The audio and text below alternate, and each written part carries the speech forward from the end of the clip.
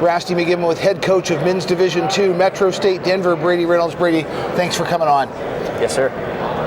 I guess first of all, congratulations. You had been here historically as an assistant coach, but your first time as a head coach. Is the dynamic any different coming to Nationals as a head coach? I feel a little bit more pressure because I'm actually in charge of making a game plan. The previous head coach that we had was great about that, and I was still kind of learning, and he was a bit of a mentor for me. So that dynamic has changed. Growing into a leadership role with our group, we have a very young group. We have 18 underclassmen, so it's been a learning experience. How, you mentioned coming up with a game plan. How do you make a game plan when you've never faced these teams at all before? A lot of video research, friendly with a lot of the coaches, especially in the West region. So I've been able to kind of reach out to them and get maybe some notes from them as well as my own pre-scouts, and kind of make sure everything is matching up and maybe we're seeing the same things, or if there's something that they're seeing that I'm missing, I can go back and look.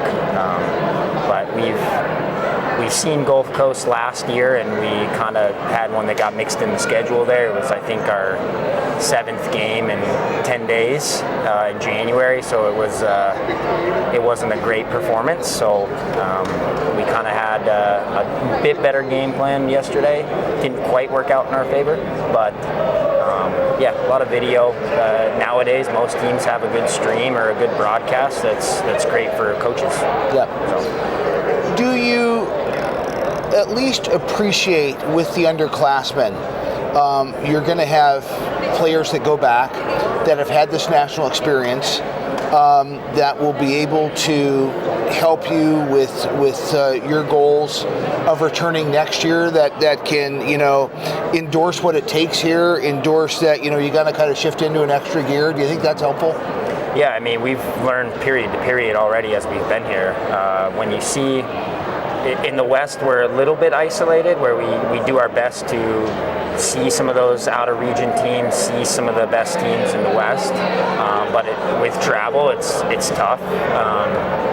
But yeah, it's period to period, from the first period against Gulf Coast to the first period today. We're learning and growing, and it's just adjusting to the speed of play, the attention to detail of what it takes, of especially defending well against good programs like this. So it's just kind of growing and trying to make adjustments as we go. So as a team that has to travel round trip about 25 or 26 hours,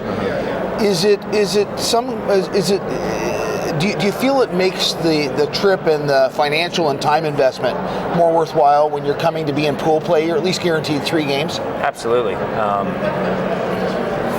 We try to toe the line of this is an experience, because you want that competitive edge of we want to be playing day 4, we want to be playing day 5. For a young group, we kind of went in knowing, hey, we're happy to be here, we're ecstatic to be here.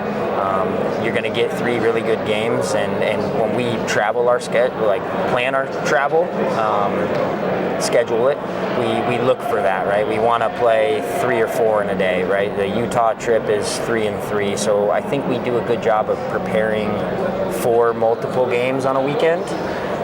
But obviously with the compete level, it's, usually you have maybe a tougher opponent day 1 or day 3, where here it's a little bit different, where you're getting the best of the best. So. What about the intangibles?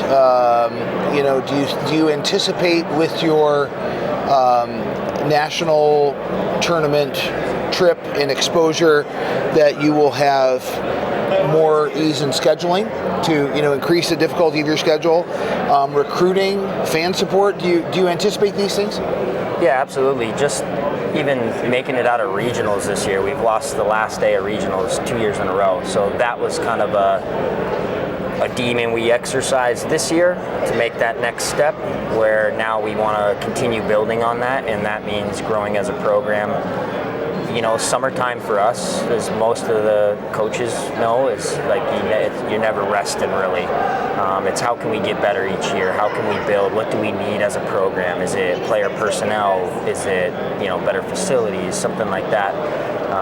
For us, the recruiting is kind of year round. I think we have a handful of guys that we're already planning to bring in. For me, I look at a lot of the Colorado guys because we're the most affordable university in the state. So those are usually the guys that I circle to try to bring back that maybe want to come home and be a little closer to home with an affordable education.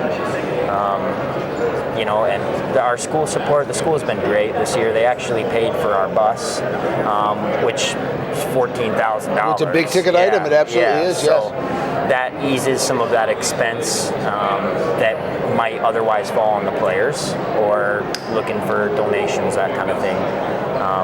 I'm really excited about the future for us. I think just being able to be here and learn the game, we kind of, like I said, I'm still learning, and I don't pretend to be an expert on what we're doing.